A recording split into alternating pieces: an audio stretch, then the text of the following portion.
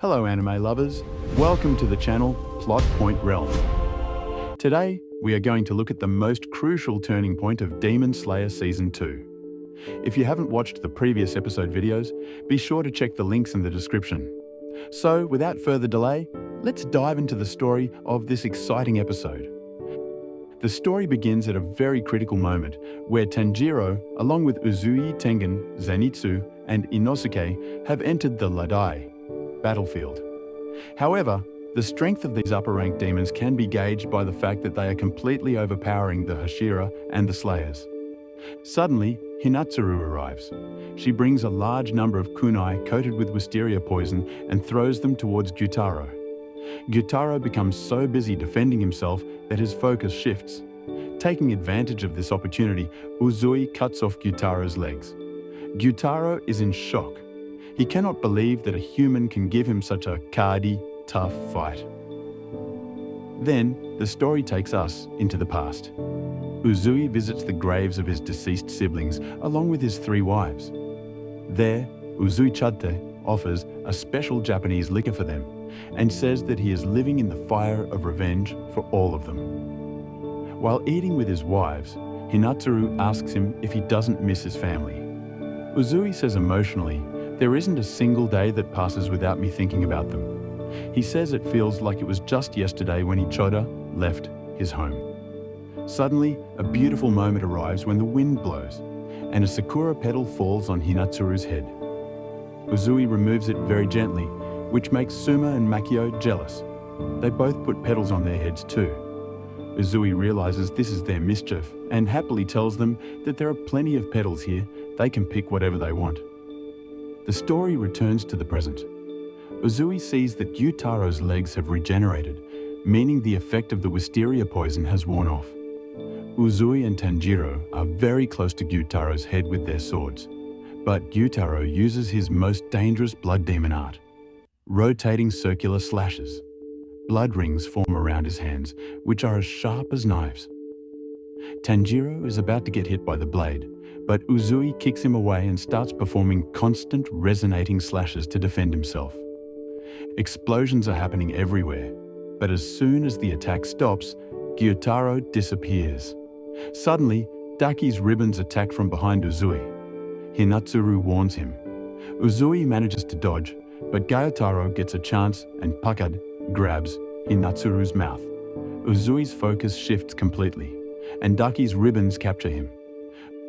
Uzui remembers the day when they were watching the sunset with his wives. Suma says she wishes she could uda, fly, like a dragonfly, to which Makio scolds her. Then Hinatsuru laughs and says, "Once we defeat an upper-ranked demon, we will leave the frontline Ladai Chodka battlefield and start living a normal life like everyone else." They say they weren't created by their own will, so they have to do something to reduce the burden of lives lost at their hands. She says, "Perhaps one of us might not be there that day, but that day will be very good." In the present, Uzui remembers those words. Tanjiro is watching all this from a distance. He knows he has to do something. He is in pain, but he summons the courage and starts Dardna, running. He feels he cannot defeat Gyutaro directly, but he can definitely save Hinatsuru. Tanjiro mixes water and fire breathing. This technique is so precise that no one realizes when Tanjiro jumps and reaches Gyutaro. He pulls Hinatsuru away from Gyutaro's grip. Gyutaro is impressed by this move. Tanjiro thinks this flexible technique will help him fight for longer. Meanwhile, Uzui also frees himself and places his sword on Gyutaro's neck. On the other side, Inosuke and Zenitsu are fighting Daki fiercely. They have sustained many injuries. Inosuke sees that Uzui and Tanjiro are about to finish the demon, so he becomes even more aggressive because they have to cut both siblings' heads at the same time. Inosuke's anger is at its peak. Zenitsu tells him to stay calm and explains that they just need to ensure their heads don't reconnect. Inosuke is surprised at how much Zenitsu has changed. Uzui and Tanjiro surround Gyutaro with their swords. But Gyutaro starts Pakadne, grabbing their swords with his skin. Seeing an opportunity, Uzui extends his other sword, but Gyutaro Jakad jams, the sword with his teeth. Then Tanjiro and Zenitsu fight Daki together. Inosuke uses his best breathing form, Explosive Rush, and Badta moves rapidly towards Daki.